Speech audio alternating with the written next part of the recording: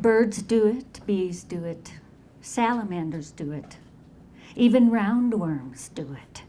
Giraffes do it standing up, bats do it hanging upside down, sea otters spiral downward like falling leaves, dolphins do it with one eye open. To the best of our knowledge, all creatures display some form of sleep behavior, a regular time of quiet when they settle into familiar postures, lose awareness of the outside world, and rest for anywhere from 2 minutes to 20 hours. The universality of sleep suggests its origins are as old as animal life on Earth, an estimated 600 million years. It also implies that sleep is more than a creature comfort. It is a requirement for life on Earth.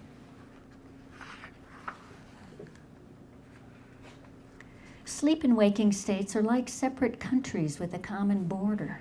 We cross over twice daily, remembering one world and forgetting the other, inadvertently tracking invisible residues from one into the other. The seemingly unknowable hours we spend in sleep constitute recurring gaps in our waking awareness. And the inescapability of sleep suggests that something important happens during those gaps. It is an occurrence that is so common, so habitual, so ubiquitous, we barely notice. Like the air we breathe, it is something we become aware of only when its quality is deteriorating. What happens during those missing links between our days? Could these inconspicuous absences shape our lives as surely as the spaces between letters make words readable? My curiosity prompted me to explore that strange phenomenon we call sleep. But sleep is hard to study because it exists by definition outside of our conscious awareness. Until the middle of the 20th century, most scientists in the West believed the brain turns off when we fall asleep, only to turn back on upon waking, something like a bedside lamp. Since there was no way to see, feel, or measure the mind asleep, it was easy to assume and impossible to refute that nothing happens. Then in 1953, the year DNA was discovered, Eugene Azarinsky placed electrodes on the scalp of his 8-year-old son while he slept and realized that his brain waves sped up and his eyes darted around under their lids when he was dreaming. Now this may seem like a simple observation, and Azarinsky later acknowledged that the association between eye movements and dreaming was virtually common knowledge. But the simultaneous presence of an active brain was new. When Azarinsky and his supervisor presented their results, it provoked a revolution in scientific thought because it proved that our brains remain active during sleep. Since then, a plethora of new brain scanning devices have generated a veritable explosion of information, elucidating complex and critical processes that occur while we take a break from the outside world. Sleep research has become one of the most diverse and exciting fields of scientific inquiry in the 21st century, spawning an abundance of intriguing and conflicting theories. Of course, dreamers around the world could have told scientists that our minds are active when we sleep. People have been remembering, sharing, and discussing sleep occurrences since the advent of the written word, and no doubt long before. It is a different kind of knowledge that has been amassed in the cultural traditions of human life on Earth, one that does not necessarily privilege the rationality so valued in the contemporary modernized world, but is based on observations made by the multitudes over millennia. People have watched over the sleep of their young children, adult lovers, and dying parents for thousands of years. Hunters, healers, and mystics have cultivated the skills of traveling between realms in sleep-like states to explore and repair their worlds. Even those who do not particularly value their sleep rely upon it for rejuvenation and occasional revelation. However, for many people in this day and age, sleep is neither easy nor readily available. When I first told an acquaintance that I was studying sleep, She whipped her head around, fixed her eyes on mine, and growled, "Sleep? What sleep? My sleep is called Ambien." She is not alone. The National Sleep Foundation reports that 25% of Americans take some form of sleep medication every night, and that figure does not include evening drinkers. Few of us go easily into slumber without something to smooth the way, be it the late show, a nightcap, a bedtime story, or quick sex. And few can wake up the next morning without some form of caffeine, the second most traded commodity on earth next to oil. The wee small hours of the morning while the whole wide world is fast asleep, as Frank Sinatra crooned in the 1950s, are now lit and roiling with millions of texters, gamers, and midnight emailers. The demands and attractions of our 24/7 global economy are squeezing the hours out of our nights. We are losing the knack, or perhaps the taste, for rest. Rejuvenating sleep has become as elusive as clean water, dark nights, fresh air, and all the other endangered resources of our natural world. And this is from a chapter in the middle of the book. It's called Between Sleeps, the Midnight Watch. Imagine volunteering for a study in which you would spend every night in a windowless, dark room for 14 hours for an entire month. There would be no sources of light, no matches, no lamps, televisions, computers, or cell phones, just a deep, flawless dark for 14 hours. Our ancestors in the higher latitudes lived under these conditions every winter before the advent of artificial light. But now in the 21st century, few of us have had that experience. Even campers build fires and carry flashlights. It's next to impossible to escape the light that pervades our days and invades our nights. Psychiatrist Thomas A. Weir, a sleep researcher with the National Institute of Mental Health, found 8 student volunteers for this experiment in the early 1990s. At first, the volunteers slept an average of 11 hours a night, nearly the entire period of darkness, probably catching up on lost sleep. After a few weeks, however, they settled into an interesting pattern, sleeping an average of nearly 9 hours spread out over a period of 12 hours, with a few hours of peaceful wakefulness in the middle.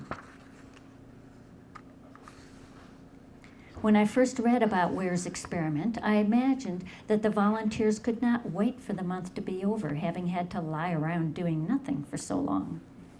Not true. Many later reported missing the quote-unquote quiet wakefulness of the midnight hours between sleeps, what Nathaniel Hawthorne called, quote, an intermediate space where the business of life does not intrude, where the passing moment lingers and becomes truly the present, end quote. Weir, who monitored his subjects day and night, described this time as a quiescent meditative state with an endocrinology all of its own.